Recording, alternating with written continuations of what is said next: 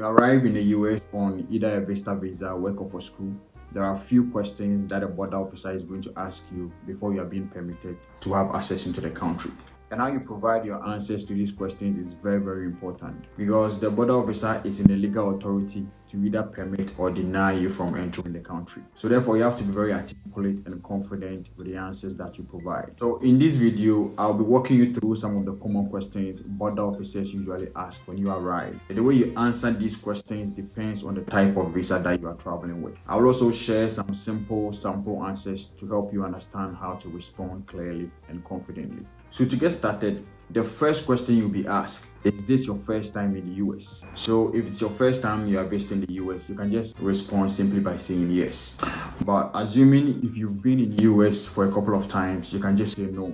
This ain't my first time, that I've been in the US before, or maybe I've been living in the US for 2 years. These officers are very skeptical. So the next question might depend on the answers that you provide. So you need to keep your answers reasonable and short. So the next question they normally ask, what is the purpose of your visit? So the response to this question will depend on the type of visa that you are normally traveling with.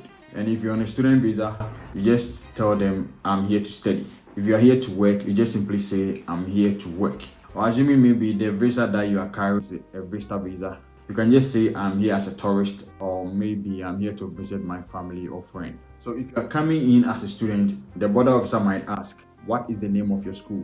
What program are you studying? Is it undergraduate, master's, or what level of study are you coming to pursue? So when answering these questions, they will also be studying your body language, so you need to stay calm and straightforward.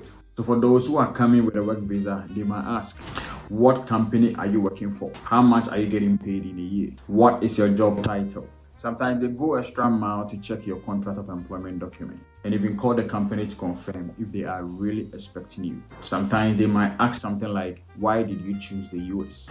So this time the answers you provide should be honest and short, and there is no need for you to over-explain yourself. They might ask you, where are you going to stay? So assuming you are visiting as a tourist and you'll be staying in either a hotel or Airbnb, you will have to print your reservation or have it saved on your phone. Because sometimes they might like to check to prove if you know where you are going immediately after you step outside, just to avoid being stranded. If you're coming to stay with a friend or a family member, you need to have an invitation letter. And this letter should include their full name, their contact details, their status in the US, home address, and a sentence that confirms that you'll be staying with them for a specific period. If you're also a student who is going to stay in the university accommodation, you need to provide a document that shows that the room is ready for you. Then the officer is going to ask, how long are you going to stay in the US? So if you're coming in as a student, you can just say that I plan to stay until my studies are completed. If you're coming as a worker, you can just say something like, I plan to stay as long as my work permit is valid. Assuming maybe you're on a visitor visa, it will be very important for you to book your return flight. And you can say something like, I'm staying for 1 month, and you show them your return ticket if they ask for it. So maybe you have a permanent residency on your mind. This won't be the right time to talk about it. You need to keep your answers very simple and relevant. They might also ask you, are you traveling alone? And with this question, you need to be honest with your answers. They might ask you again, do you have family or friends in the US? If you have a family or friends, you need to know their names, their status in the US, what they do for work.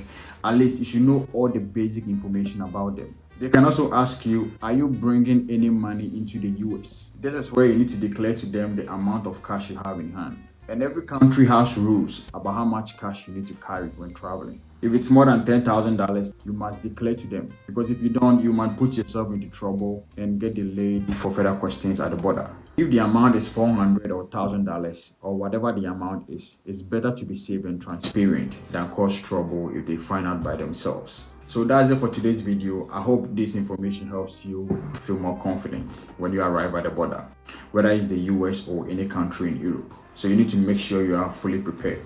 And always keep all your relevant documents with you because they might ask to see proof. You're respectful, you stay calm, and you give them honest answers. Because you've already sacrificed a lot to get to this point. So don't risk being denied entry. If you found this video helpful, please hit the subscribe button below, like the video, and share this with anyone who is traveling soon. If you have questions, you drop them in the comment section. I'll do my best to respond. Thanks for watching. I'm your Brian, and I'll see you in the next one. Mackerel.